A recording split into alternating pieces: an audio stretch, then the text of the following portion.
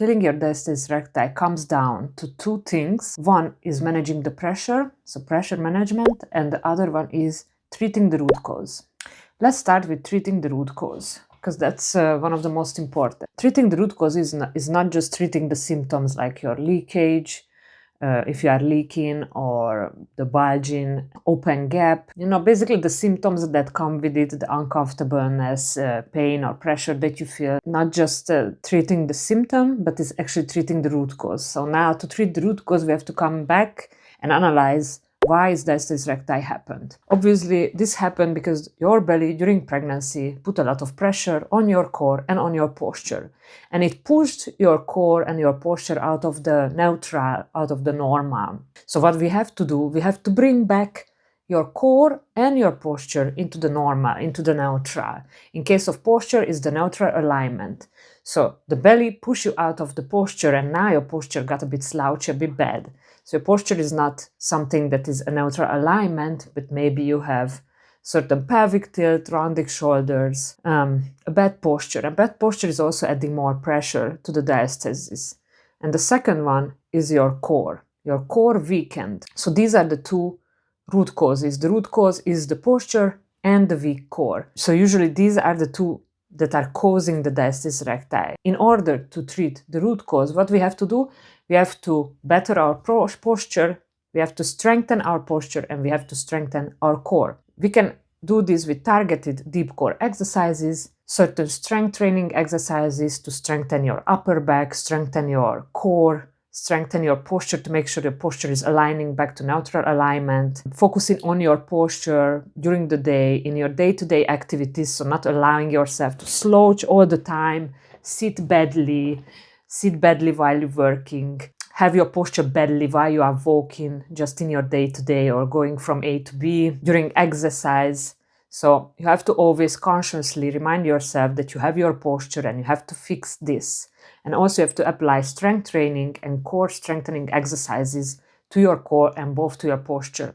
The other one was managing the pressure. Now the pressure mostly comes in the form of bulging belly, in that bread loaf kind of or coning shape in your belly when you're doing certain activities in your day-to-day and during exercise, core exercises, ab exercises, strength training workouts, running. In different workouts, high-intensity workouts, you're just adding more pressure to it. So you have to start managing this pressure. There are certain ways how you can manage the pressure. Either you avoid certain movements, which is probably advisable to avoid certain movements such as running, high-intensity, high-impact movements, crunches, ab exercises that are putting pressure and making you cone, like crunches, V-sit exercises, planks, the traditional exercises that are making your belly bulge. And how you can avoid more the pressure is you manage the pressure during strength training workout and core exercises, your deep core exercises, by selecting the deep core exercises that are good for the diastasis recti, that are good for you in this phase. So these are the deep core exercises that are not going to make you bulge. So selecting for these exercises and managing the pressure also during workout, like when you squat, when you lunge, when you do every kind of strength training workout, by engaging your core when you're doing these workouts, and also in your day-to-day activities, like when you pick up something, when you go A to B during your walking. And if any kind of activity, you pick up your kid or you lift your kid, you lift your groceries, you have to engage your core during those moves when you do the effort in the move. Like when you go down and then you lift, during the lifting movement, you engage your core. And when you put it down, when you're done, you can relax again. So only during the moves when you do the effort, like when you pick up your kid, you engage your core first, and you pick up your child, you hold in your child.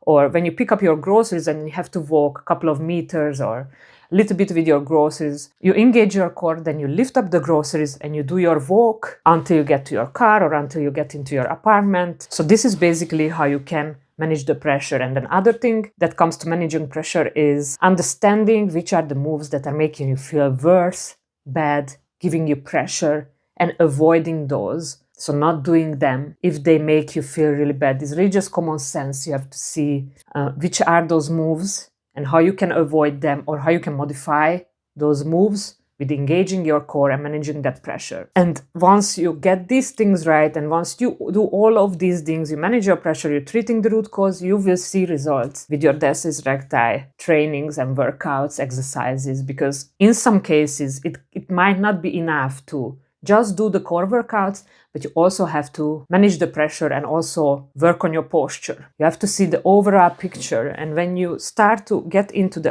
diastasis recti plan, you have to consider all of these things. So not just the exercises that you have to do all the time, but you have to manage that pressure, not just during the exercise, not just during your strength training.